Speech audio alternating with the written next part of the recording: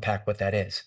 Right, obesity and osteoarthritis. It's been known forever. This is what I learned. People who are obese are overweight, and because it's overweight, then it's too much wear and tear on the joints. And that's what doctors would say to the patient. Mr. Jones, overweight people are more likely to have osteoarthritis because if you're overweight, you're heavy, and that means increased wear and tear on your joints. So you should lose some weight. Like that was the old understanding. But that's not the new understanding. What we're understanding now is that extra fat tissue actually is inflammatory and it drives a whole set of biochemical changes that drives osteoarthritis. So being overweight and having extra fat, it's not just that you're heavier than your joints want you to be. It's that you have a systemic metabolic thing going on that's inflammatory and drives the disease process of osteoarthritis, as well as the disease process of other stuff that's no fun to have. So let's keep moving forward here. So yeah, 21st century thinking is much different than 20th century thinking. It's not like that with Mr. Jones. And somehow it's still in the mainstream sites, right? I went to Hopkins Medicine, Johns Hopkins Hospital 2 days ago, 3 days ago, and here's what they say on their website about osteoarthritis. Osteoarthritis is caused by wear and tear of the joint over time because of overuse. They're missing 20 years of research. They're not talking about it. This isn't so surprising. It's actually well known that medical research doesn't get into the clinic for a long time, like 20 or 30 years. And, objectively, scientifically, there are reasons for that because our new understanding of osteoarthritis is new.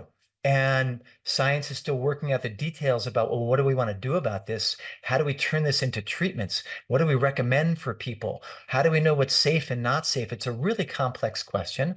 So giving credit to the conservative nature of medicine, because, one of the things that they always taught me in medical school was first do no harm. And they don't want to promote uncertainty. They want certainty first. But as we know, we're living in a world that's more and more uncertain. There's lots of complex influences that are affecting what information gets given to the public and what treatments are given to the public. I know a lot of your faces out there, you're very tuned into this kind of thing.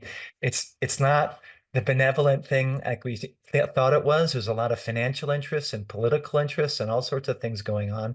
But there is also reasonably a scientific interest in, well, hold the horses. Let's make sure these things are really true and we know what to do with it before we put it on the Johns Hopkins website. But it could be that because you're here, you're interested in a more progressive understanding. My view is that, especially with issues where lifestyle changes can make a difference. We're talking about safe things, not drugs with horrible side effects. We're talking about things that are generally safe. There's much more latitude to be progressive, to get at the cutting edge of what we know in science and actually come up with intervention that can make a difference for people at low risk to them. So let's keep moving. All right. Yes. No, that's not the answer anymore. Cross it out. So what is the answer? The answer is that osteoarthritis is caused by a complex holistic process.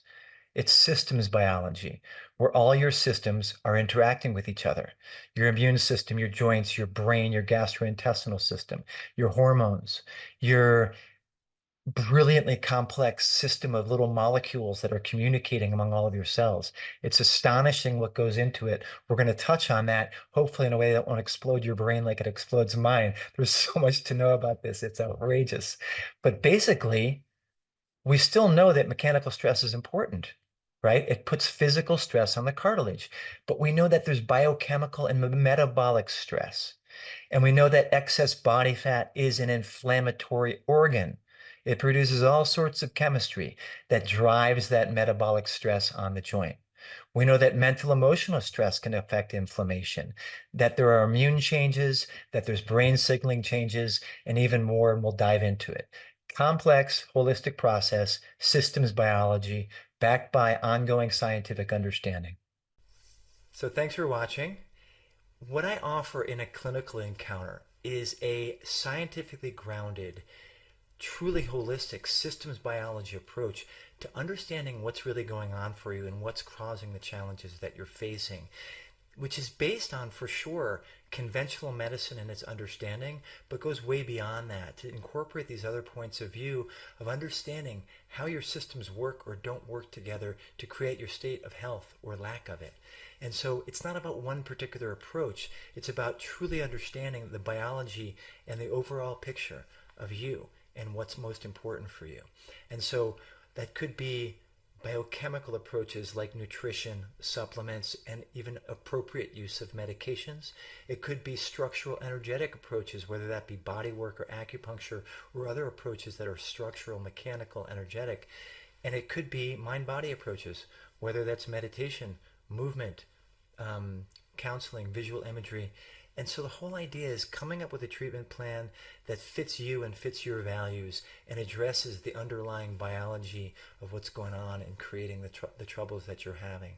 So if you're interested, I encourage you to go to my website, to drshiller.com/consult, where you can get more information about the process and see if it's for you.